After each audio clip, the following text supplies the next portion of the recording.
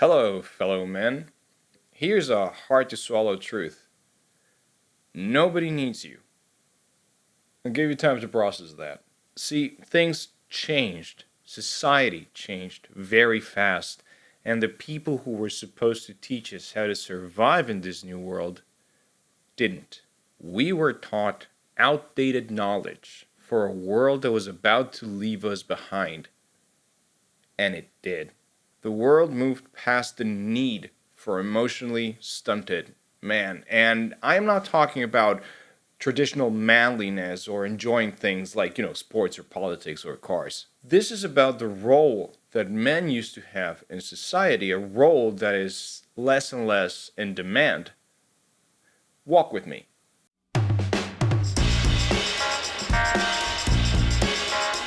See, not even 40 years ago, men were expected to go out, do the work, bring the money, while women were expected to stay home, manage the house. It was a beautiful setup, a setup that still somehow prevented people from having a choice. Men who would rather stay home weren't allowed to, and women who wanted to work definitely were not allowed to. But then we moved to a more equal opportunity world, a world where you could have a choice on what you wanted to do. And then they took that choice away from you. See, for the past few decades, quality of life and purchasing power have been steadily declining to the point where it's now something of an obligation to have a two-income household to even consider buying a house.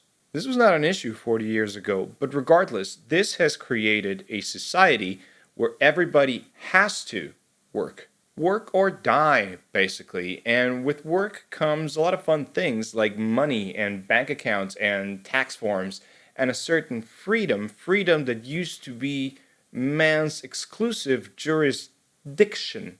Back then, women had to stay home to survive. You basically had to be indentured to a man to even be considered a citizen in some cases. So the men who brought us up and taught us how to behave failed to consider a world where the bare minimum was no longer going to be enough. The only contribution men were expected to bring was work and money. Never was there talk of anything like emotional intelligence or the division of household chores or hell, even a conversation with your spouse. Nowadays, everybody's expected to pitch in, because if you don't, you can no longer rely on the fact that your partner has no life outside the walls of your house. In very few words, everybody can now freely walk away from their marriage, from their relationship, because they no longer rely on that for survival, for financial survival. Everybody can work, and therefore everybody can become the master of their own destiny. The old world is gone. It's moved past the need of men who do as little as possible to cruise through life. And some of us were never taught how to adapt to that.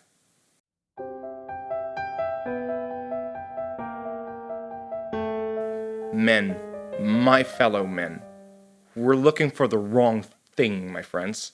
And I see this all the time with the sort of men that my friends date, these minimum effort candidates that litter dating apps these days. The bar is literally on the floor, and most of us can't clear it.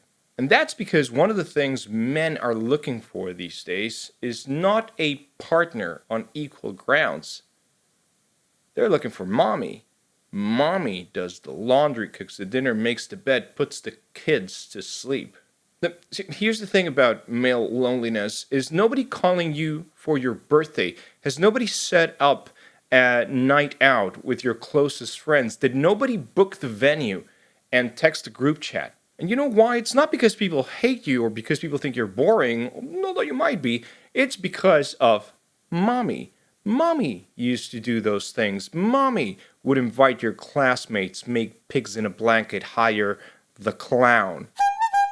But we can't rely on mommy anymore. We have to grow out of it. We have to leave the nest, but we're not cut out for that. Flying feels hard, and nobody taught us how to flap our wings. So we're out there looking for a replacement mommy. We, as men, don't seem to understand that we need to self-actualize or be left behind. Mommy is not coming to save us, and trying to hire a replacement mommy to come pick up after us and plan our birthdays and do our laundry is lazy at best and a little disgusting at worst. We never learned how to fend for ourselves in social environments that aren't the office. And failing to evolve past that is going to keep you tied down to a way of life that is no longer current. It's no longer desirable. Most women can detect a child in need of a mommy from a mile away. Some of them might even say, I can fix them, but we know the truth. You can't fix a machine that doesn't know it's broken.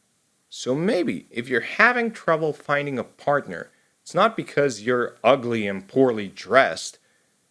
It's because you're giving lost child. When was the last time you called a friend and asked them to hang out with you at a physical location? When was the last time you made the effort to select a time and a place to spend a few hours with some of your favorite people? See, because my point is that some, if not all, of this male loneliness is self-inflicted.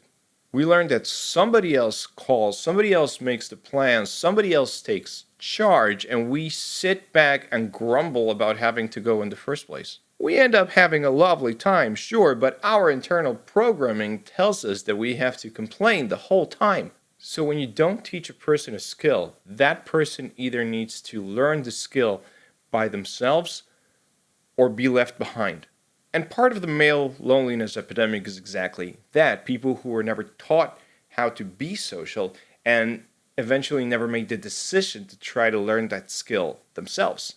We've always been taught that if people want us, they'll look for us. And that's simply not the case. Not in this day and age anyways, where everybody's working and exhausted and fighting for their lives. Nobody's going to be looking out for you unless you start looking out for yourself. And part of that looking out for yourself is exactly that, making connections, keeping them alive, calling people, texting people, and most importantly, caring about people. See, it's of no use to be interesting if you're not interested.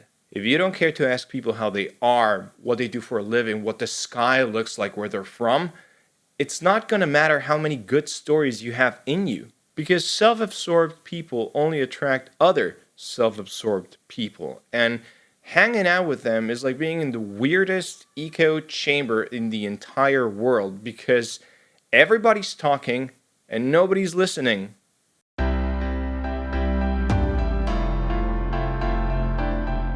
Some of our hobbies these days include watching TV or playing a video game or chatting to your friends on your phone or social media. Everything has a screen acting as a middleman. As the cost of living increases and the internet spreads, third spaces are harder to come by. Malls are dying.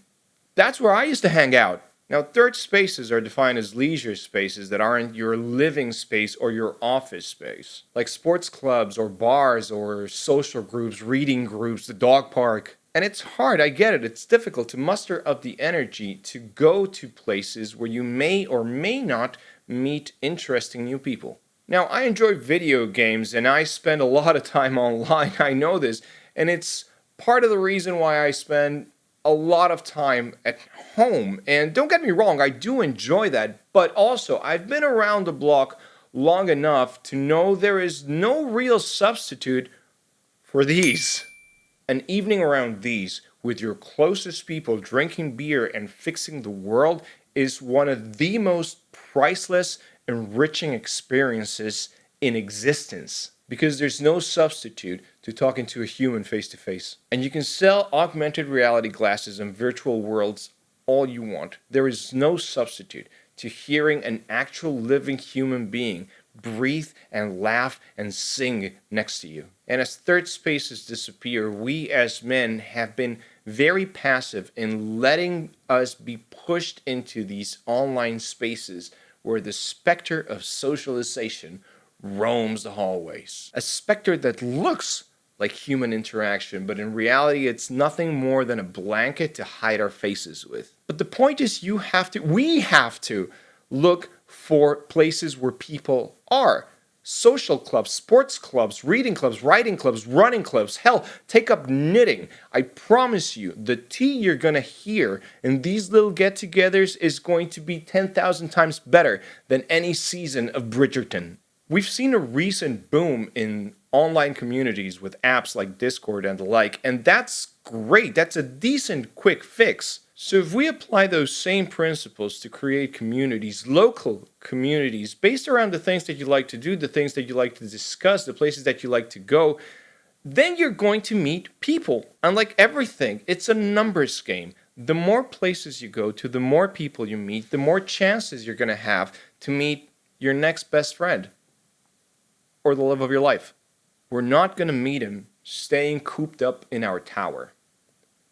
And this is as much advice for you as it is for me, if we're being honest. And I understand that it's hard and it's expensive, and you probably have very little energy left as it is already. Or maybe you just don't want to get hurt by another group of people when they finally realize they don't really like you after all. But the truth is that being scared of being alone is what's going to keep you alone. And you don't learn how to keep people around by pushing them away. Nobody taught us how to be vulnerable. And that's going to isolate us from the pack.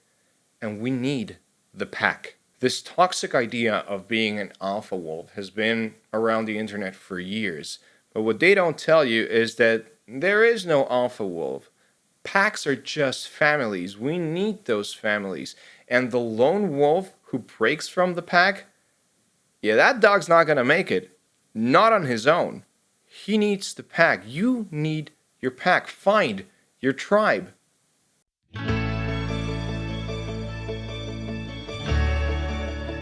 So when I say male loneliness is a skill issue, I mean exactly that. You haven't learned how to sell yourself, and you're not finding the right places to sell yourself in. Now, I like to spend time by myself. I thrive by myself, but I do like going out for a drink with friends, dinner, gossip, watching football with the boys. And to do that, I need to learn and sharpen my social skills. I need to learn how to sell myself. I need to learn how to call people. And I need to learn that if people don't call me, that does not mean that they hate me. But we live in a world designed for people who go get what they want. So if you want to get a beer, text me, text your friends, text your neighbors, text your crush. Worst they can say is no. And if they say no, fine, you're never going to be with them. And you're already living through that. You got nothing to lose. Just don't be weird about it. If they say no, take the L with dignity. Walk away, find a new hobby, get a haircut. Self-actualize.